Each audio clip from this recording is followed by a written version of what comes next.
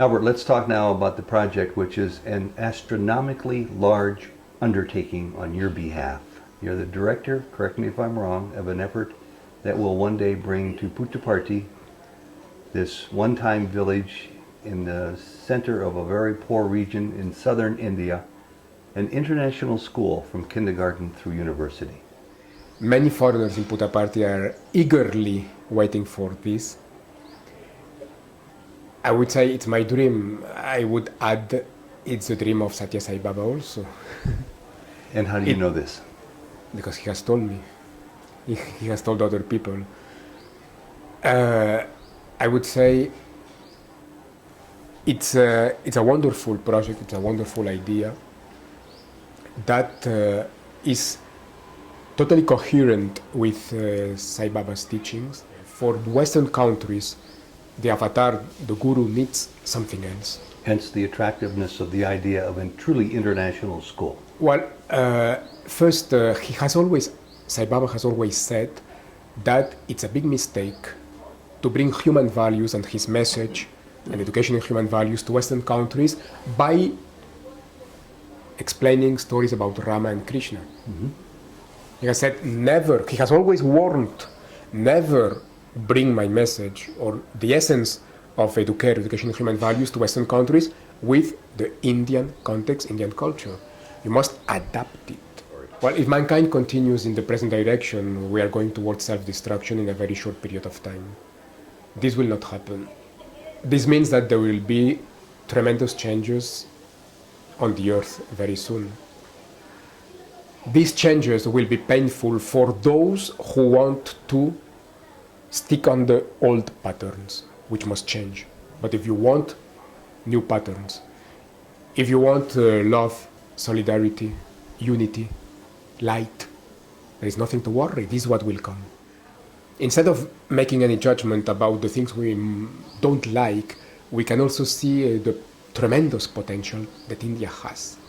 Because unlike other civilizations, I would say unlike China, India preserves much better its own tradition, which is extraordinary, and multifaceted, multicultural, multi-religious.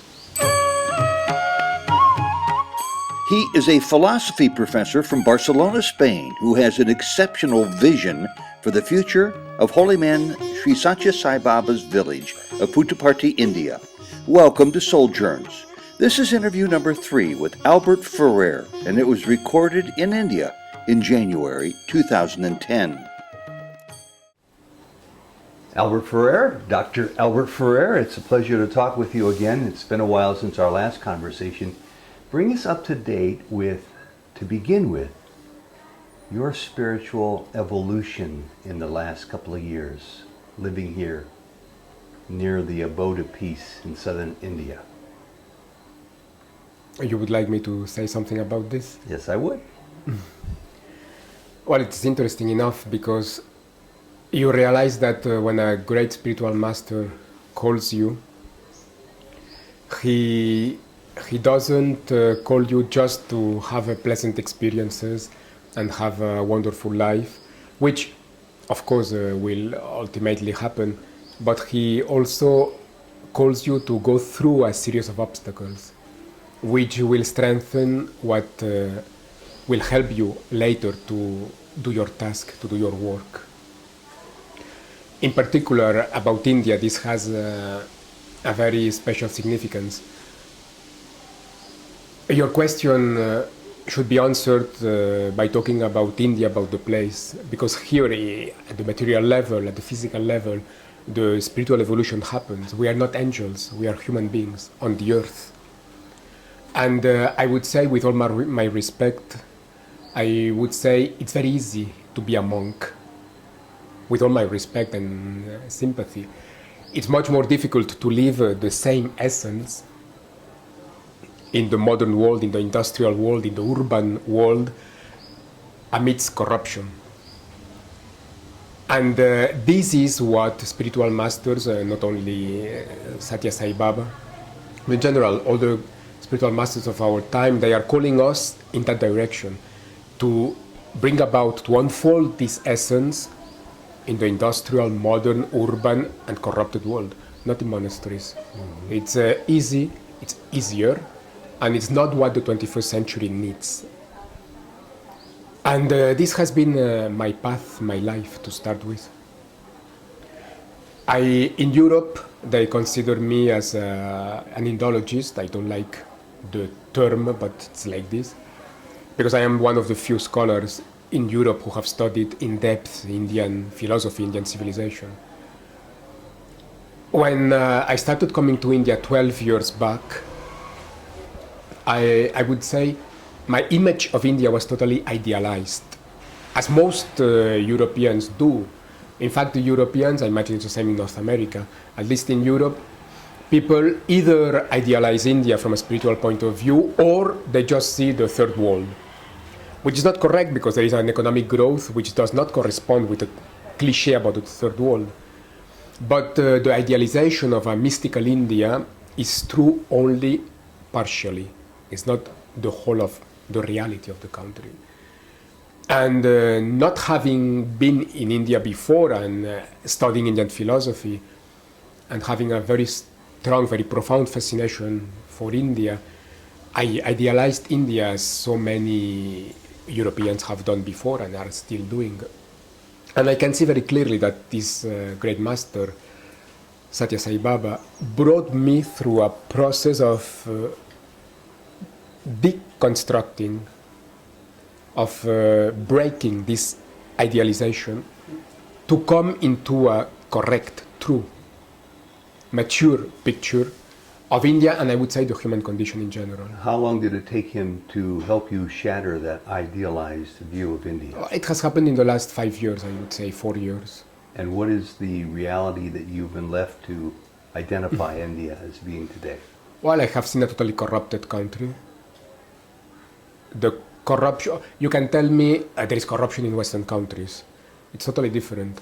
When you go for a birth certificate in one office in the USA, you must pay $10, $100 to get the certificate. It's unbelievable, isn't it? Here you must pay for everything. The country is corrupted from top to bottom everywhere. It's massive, it's structural. Can you make a generalization and say that's in keeping with the way life is in most, if not all, what we thought of as third world or developing countries? Of course, it's not a matter of India, it's a matter of social development. Europe was also corrupted centuries back. In fact, the things that Westerners might not like from India, they existed in Europe centuries back. If you take Europe in the Renaissance period, Europe was chaotic, dirty, totally corrupted also. It's a matter of social development. It's not a matter of one country or another country, obviously. And in your idealized view of this country, you didn't know that before you came here? No, many Europeans that have interest about spirituality and they do research about Indian spirituality, if they have never been physically to the country or any of these developing countries, they don't have a clear picture. And what is it else that you see clearly about the country today that you didn't know before? Well, when you live, first you face this structural corruption that affects daily life, which is unbelievable in Western countries. But you are also affected by the problems of lack of social development, some chaotic aspects of the country. From the point of view of hygiene, you can still face some little problems.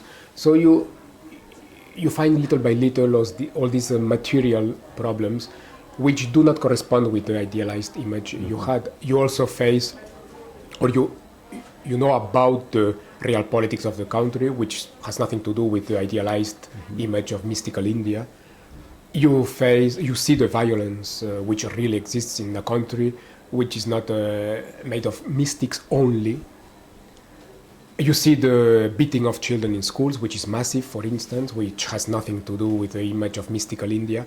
So what I'm saying is that you had an idealized image of a country. The image was focused on mysticism and this mystical India. And you realize that it's a country like all countries in the world with normal human beings, with all the problems of an emerging, developing country. Problems that Europe had also centuries back, of course. But you deconstruct this idealization and you face the small problems in daily life that most of Westerners face in a country like India, maybe except ambassadors and this kind of people. And yet we see India today changing fundamentally at its core on some levels. And when it comes to its runaway, galloping economy, perhaps second only to China, sometimes outstripping China as the world's leader in gross national product gains every year. The output of the universities, of the good schools, of the brand schools as they call them. And this surely must have, in the long run, if not the short run, some dramatic change in this infrastructure of the society of India that you've just talked about. Well, the country is emerging. The economic growth, the social development, if you live here now, you see the highways they are building. You see the development of education, the industrialization. So to a certain extent, India is undergoing now the process that Europe started mainly through the 19th century of social development, building infrastructures, industrialization, development of education, hospitals, etc. All this process. It's not easy to do this process today, of course, when you have been dominated, when you have been under colonization.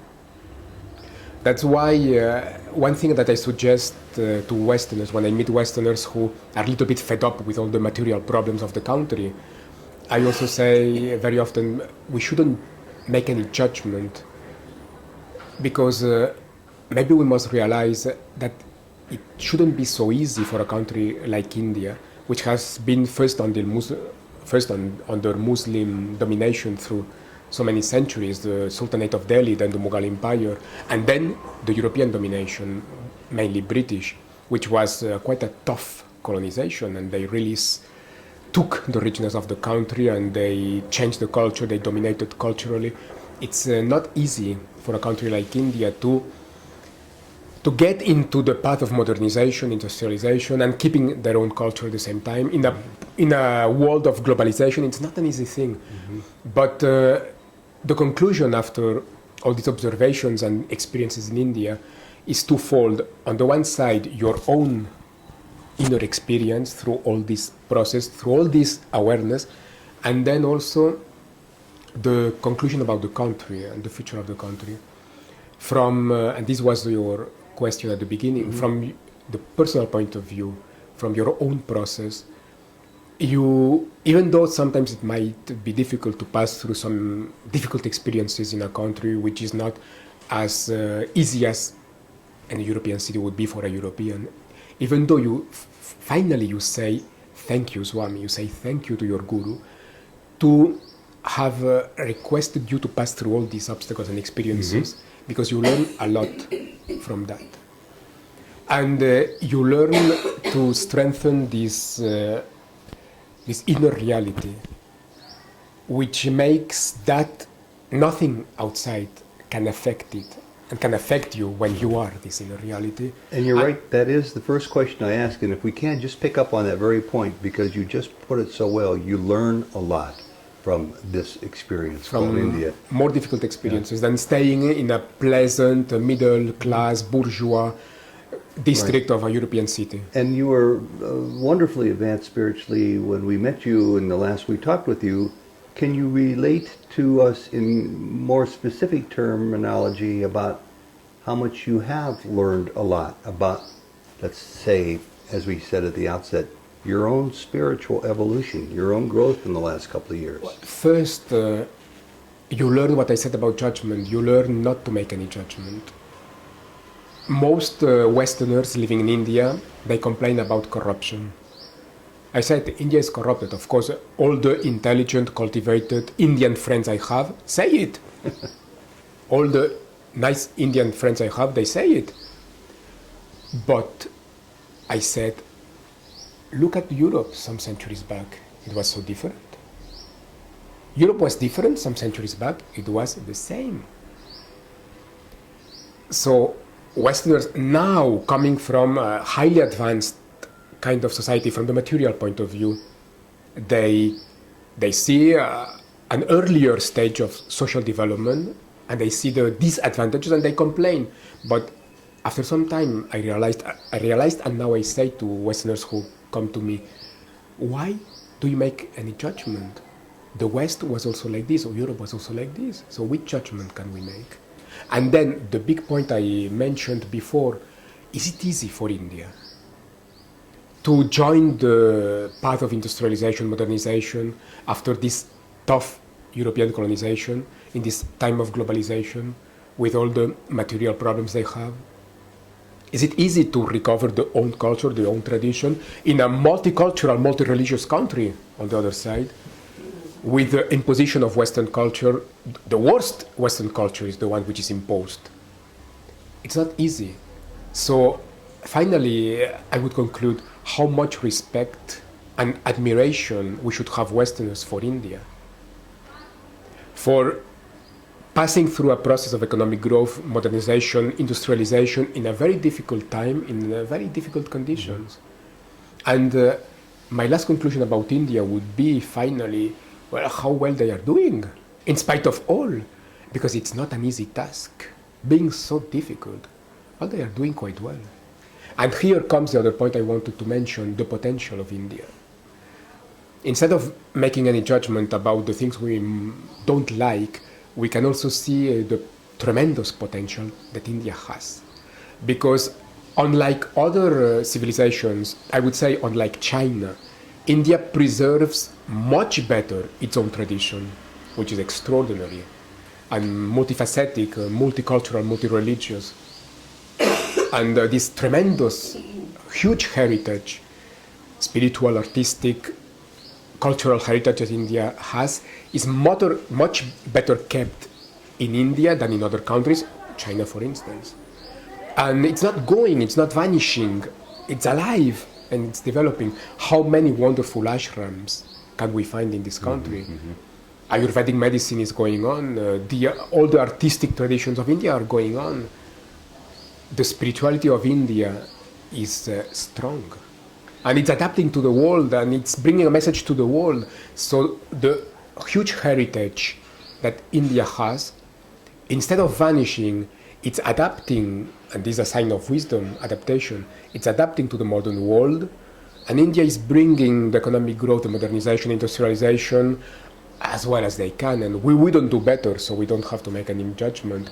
And India will be able, I'm sure that India will be capable of putting together the tremendous heritage with this wisdom which brings them to adapt the message, together with the material development that of course the country must get and is learning. And India will be able, I am sure that India will be capable of joining these two strengths, these two paths, and it will become a unique country in the world. There's several topics I want to touch upon. The next one would be spirituality. And I know you're here for several reasons. You're to pursue your interests in philosophy, in education, and in your own spiritual pursuit as well. The lesson you just talked about that you'd like people to better understand, to not judge when it comes to observing what India is about, where it's come from, and perhaps where it's headed. Are there parallels you can draw with that between your views on India as a country and your views spiritually as a seeker who's on this path to learn continuously? In other words, does not judgment aid you in that arena as well?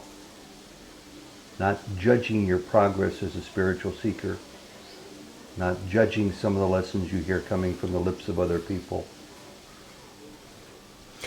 Of course, the essence of this big teaching or process of learning for us would be universal and would apply to all kinds of circumstances. We shouldn't make any judgment about the unpleasant aspects of a developing country, but we shouldn't make any judgment either about the human imperfection that we can see anywhere in anybody, because if, and I guess it is like this, but just taking it as a hypothesis, if transmigration is true, the imperfection, if the process of reincarnation of the soul through many lives is true, then, which I guess so, then maybe the imperfection we can see now in some fellows, we had some time back, then who are we judging? Ourselves? And maybe everybody speaks about prejudice. How many people who speak about prejudice don't see their own in themselves?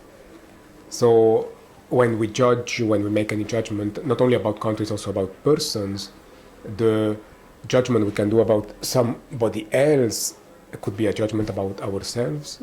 Otherwise, we should be perfect, and we are not. So this fundamental process of learning not to make any judgment is universal. It applies to countries, to people, and in fact, in positive, because not to make any judgment is a negative command or instruction. What is the positive side? The positive dimension of this negative command would be the unfolding of love and compassion in us. It is the unfolding of love, of real love, not the limited experience that we can name love many times. The real unfolding of a profound dimension of love and compassion to all.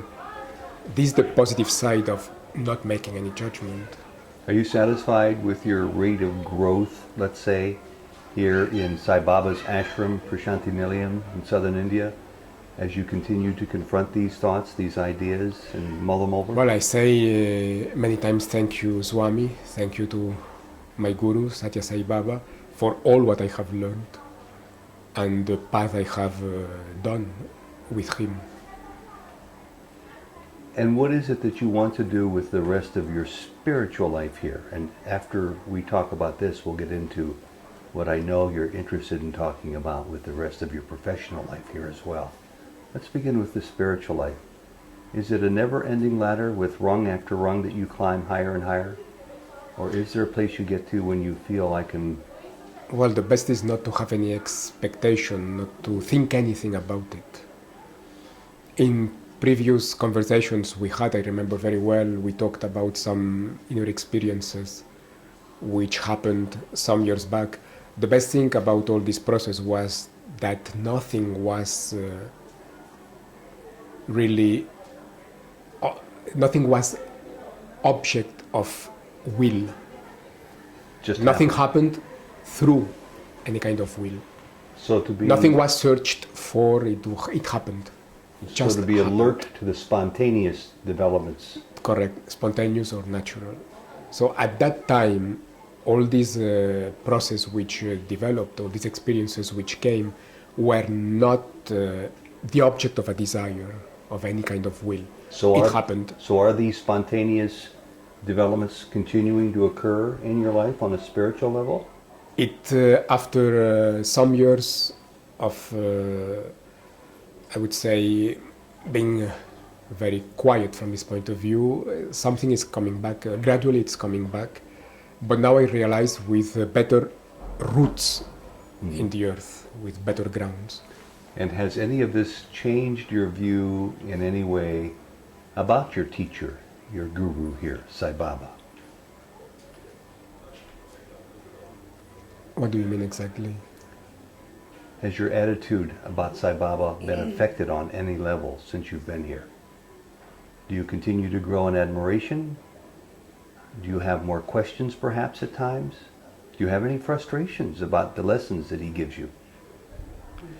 Basically, there has been the same attitude in depth. Otherwise, I wouldn't be here. I wouldn't have stayed.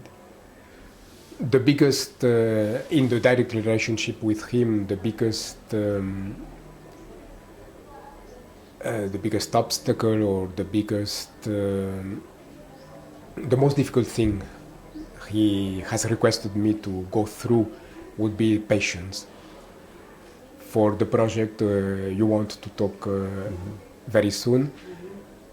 But I know that not only him, all spiritual masters, they make us work on this point, patience, which means having a much more relative approach to time than we have in the West, where this is so important. So how does that feel for you? Is it comfortable or is it not comfortable yet? Having this sense of patience that he wants for you. Not being perfect, Of course, at some point you get a little bit impatient and you wonder if it will happen or not. But basically, it has been quite comfortable. Now, I have been basically very happy all this time here. so that prods me to ask one last question about this. Because I want to know for myself. Jody and I have been here almost 2 months this time, maybe 3 months next time. How do you handle the frustrations when they come up? Whether it's over impatience that you might have, the corruption you see around you in this country, the disappointments that you're not anticipating. How do you handle all this? Many people, many foreigners have passed through different kinds of disappointment and frustration or pain for all the corruption they have seen, for many bad things they have been witness of course. I would say here or anywhere in the world, because it's a matter of the planet Earth, not any country in particular, I would say that for anything, not here in Puttaparthi in India or in Mexico, in Europe, in Russia, in Africa, anywhere in the world, when you face this kind of impatience, frustration, or pain for what you see in this world, just look around, see what is the situation of the planet Earth, of mankind on the planet Earth today. There is a lot to create pain in any sensitive human being. Any sensitive human being can feel pain for what we can see around. Mm-hmm. What is the situation of mankind on the planet Earth? So when we face this kind of totally normal kind of pain and frustration, or just frustration, you cannot do anything, you feel you cannot do anything. When we face all these kind of feelings, I would say the best we can do is to put our energy, our consciousness in faith, trust. Basically, it's the same thing, faith or trust. If you have a personal guru, who is such a great guru as Satya Sai Baba, faith, trust directly in him. If you have another guru, he's a genuine guru also in the other guru. Faith, trust, whatever master you have, if you don't have any particular master, but you feel that there is something else. For everybody, finally, faith, trust in that we know that is here and is supporting everything. Very good. So trust, faith, because we should have the inner conviction that things will not stay as they are. Mm-hmm. And they will go, of course, for better. So we must learn how to prepare ourselves for the inevitable changes on all levels of our human story. Well, if mankind continues in the present direction, we are going towards self-destruction in a very short period of time. This will not happen. This means that there will be tremendous changes on the earth very soon. These changes will be painful for those who want to stick on the old patterns, which must change. But if you want new patterns, if you want love, solidarity, unity, light, there is nothing to worry. This is what will come. And with faith and trust, it can carry you there. And we must have the faith, the trust that it will come. Whether you are living in the township where the Guru, Supreme Avatar, physically resides, or whether you're on the other side of the world, faith and trust. Anywhere, faith and trust in that exists, that supports everything, that is inside us, and that will bring the light everywhere. Albert, let's talk now about the project, which is an astronomically large undertaking on your behalf. You're the director, correct me if I'm wrong, of an effort that will one day bring to Puttaparthi, this one-time village in the center of a very poor region in southern India, an international school from kindergarten through university. And the reason for that you'll talk about, but one of the factors which bodes well for this is, as a reporter, I talked to the accommodations officer here a month ago who told me that there were people here visiting Sai Baba from 211 countries around the world. It seems to me that would be in keeping with the idea and supportive of the idea, perhaps, of starting an international school and university here, plus the awareness that's growing on people's more and more that there are more and more foreigners choosing to live here permanently. So take it from here. I don't see any buildings built yet. I don't see any signs erected yet. It tells me this is a big dream, perhaps a good ways off in the future, but it's your dream. Tell us more. Well, I would say, to start with, I would say, again, patience, faith, and trust. It will come. It's good that It we will talked happen. about that just a minute ago. It will happen. Many foreigners in Puttaparthi are eagerly waiting for this. I would say it's my dream. I would add it's the dream of Satya Sai Baba also, And how do you know this? because he has told me. He has told other people. I would say it's a wonderful project, it's a wonderful idea that is totally coherent with Sai Baba's teachings, and I would say fundamental in his task. Some Indian devotees have misunderstood their guru, Satya Sai Baba, thinking that he is their guru. He's not. He's for the whole of mankind, for the whole. And he knows, and we can understand something, but he knows why he has chosen India. He knows why, for a big portion of his physical life, his focus has been basically in India, and he has been better known in India. There have been Sai Baba centers, and there has been some knowledge about him in the rest of the world, in Western countries. Until now, however, we must acknowledge that this has been small, minoritarian until now. While his message is for the whole of mankind, the whole. And he has always announced that his message would spread to the whole of mankind someday. It's quite obvious that the Indian Ashram organization and educational institute, which have developed until now, must perform a function especially for India. And here the function has been great. We are probably unaware of the tremendous implications of Satya Sai educational institutes in India for the country.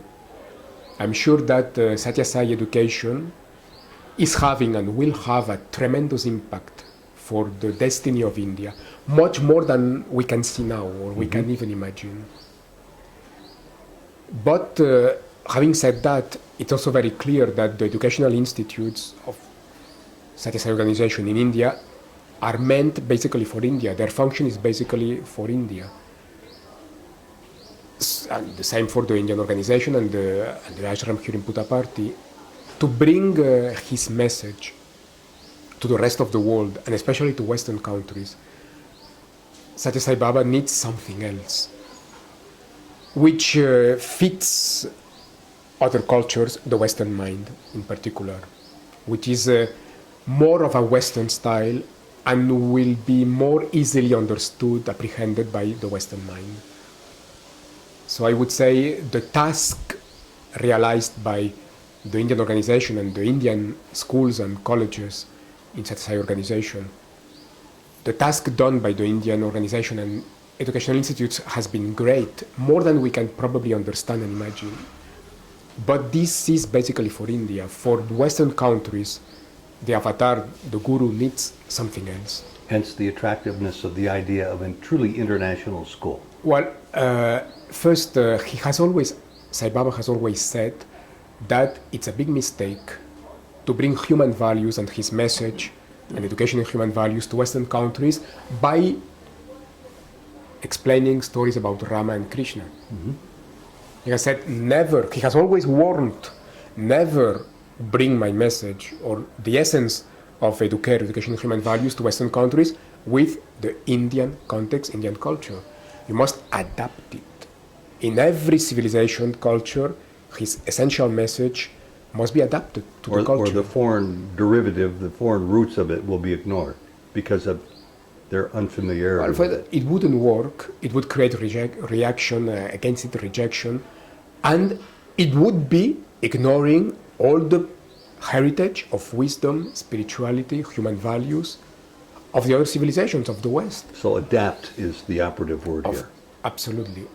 We must adapt his message in general, in education in particular, to Western civilization and take the extraordinary heritage of Western civilization in terms of spirituality, mysticism, great culture, art, human values. The West has also a great heritage in those terms. Their own wisdom traditions as well.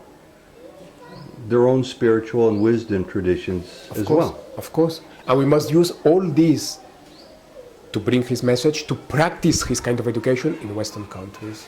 So what would an international school along these lines look like here in Puttaparthi?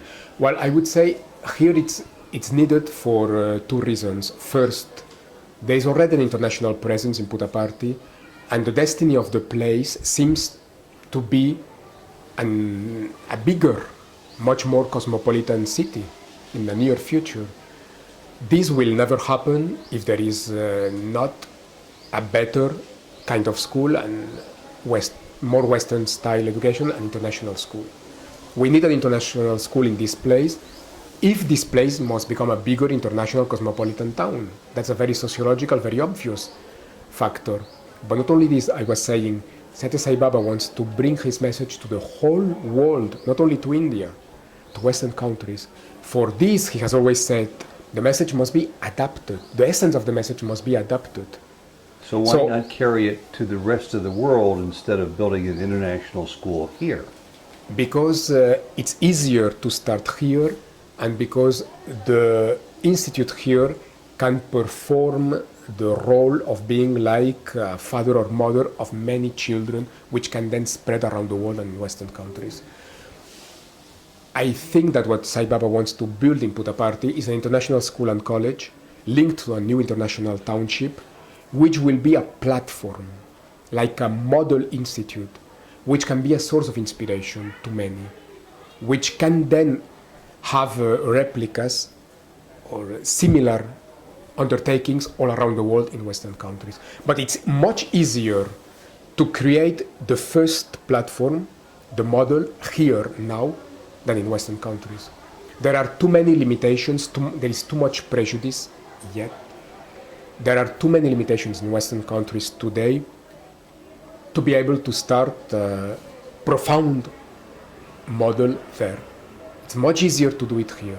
But some of the limitations here, just off the top of my head, would be resources, human, financial, practical, mortar, bricks, and glass, and steel. All of these carry enormous obligations, dollar signs. How would somebody, I know the answer to this because his multi-million-dollar hospital came up in 1 year, virtually overnight. For Sai Baba, the last question is money. The last question If he wants to do it, he will find the money.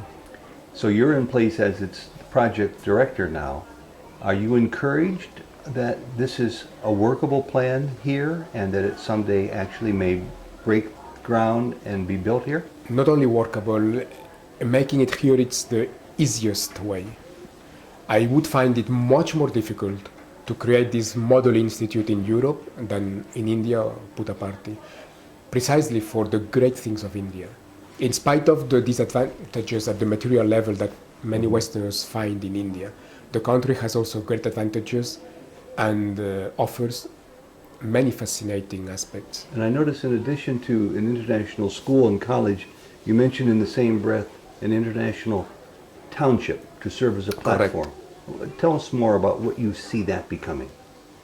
A meeting place, a United Nations of the world living here, Well, I said it seems that the destiny of this place is to become an international cosmopolitan city, much bigger than now. It will be a very big main pilgrimage center in India, which will also be at the same time a main educational place. Already some places in India have become something like this. Puttaparthi will become a big spot of this kind. There will be, we know that there are already instructions to start thinking to start making some initial project about a new township, a model township that offers not only a cosmopolitan international platform, but also a model of sustainable living for the future. The first to see this interview will be naturally Sai Baba devotees around the world who catch it on the internet. And secondly, there'll be other interested people who aren't necessarily Sai Baba people, but enjoy hearing about these ideas. This is the year 2010. Maybe we should put the word out, and I'll leave that to you to phrase it properly.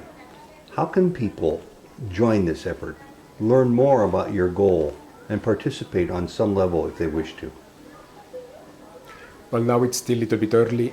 As soon as the Guru, Satya Sai Baba, makes a public announcement that the project starts, then it will be easier because a website will be created, there will be email address, and it will be easier to spread worldwide through internet the information and to receive background feedback from people all around the world. Well, that's very useful information because I never thought of it quite that way before, but once he decides there's going to be a public water program for the poor people of Chennai, it happens. Once he decides about a hospital to be built in Whitefield near Bangalore, it happens.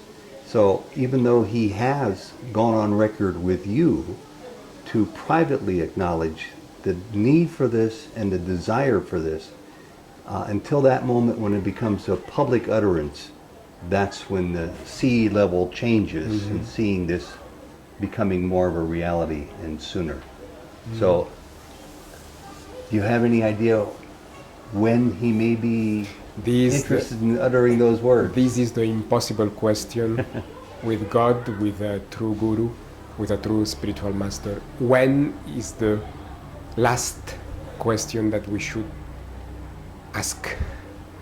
We don't know exactly when. It should be soon. The main thing is not when, because it will happen and will be roughly soon.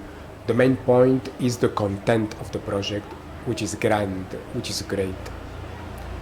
Not only Sai Baba will put together the best education from Europe and the best education from India and Asia, which is already extraordinary.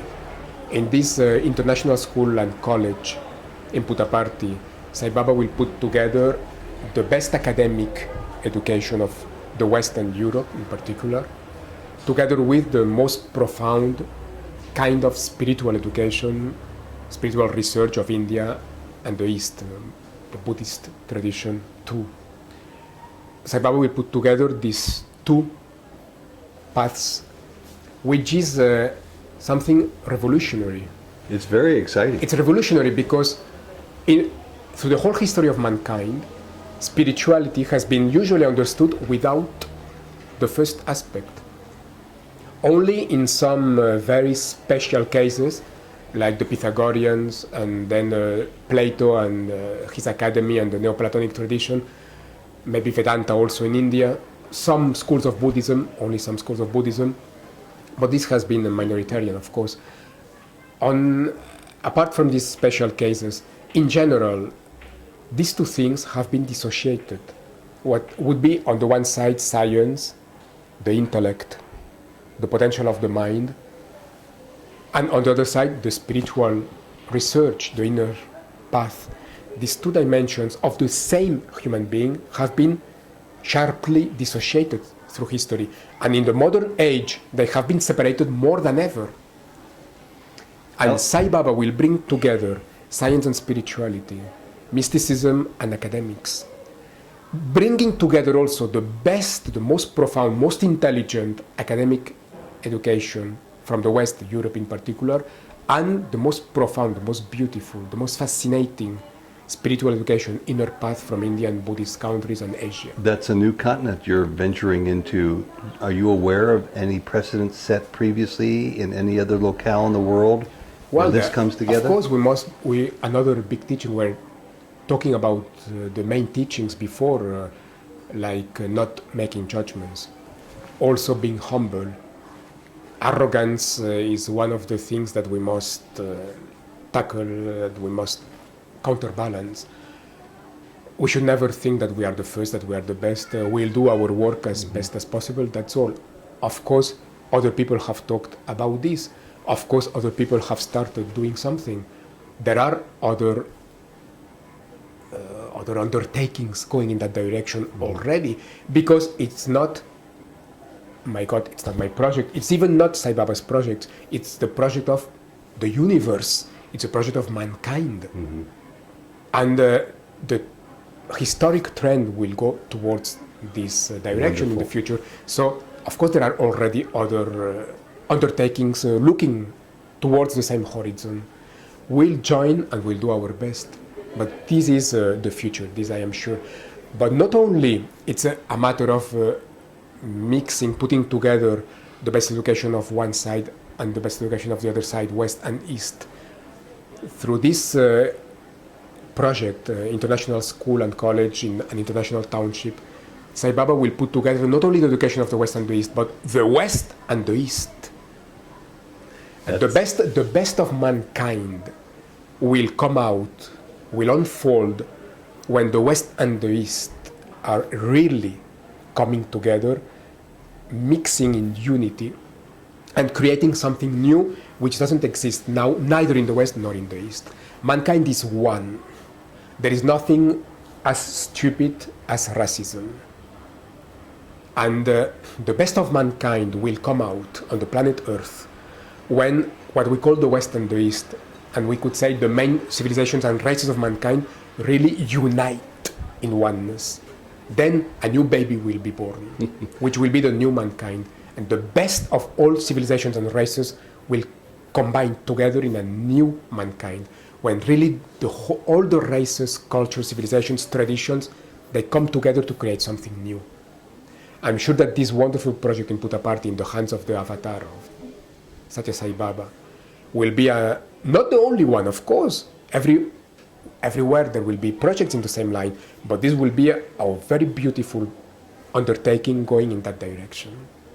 Alber Ferrer, this is a very exciting project, and we want to keep tabs on this, so we'll be back and talk to you many times about this dream to come true, and you're working on it now with all that you have. God bless you, and Sairam, and continued success here in the once tiny village of Puttaparthi, India.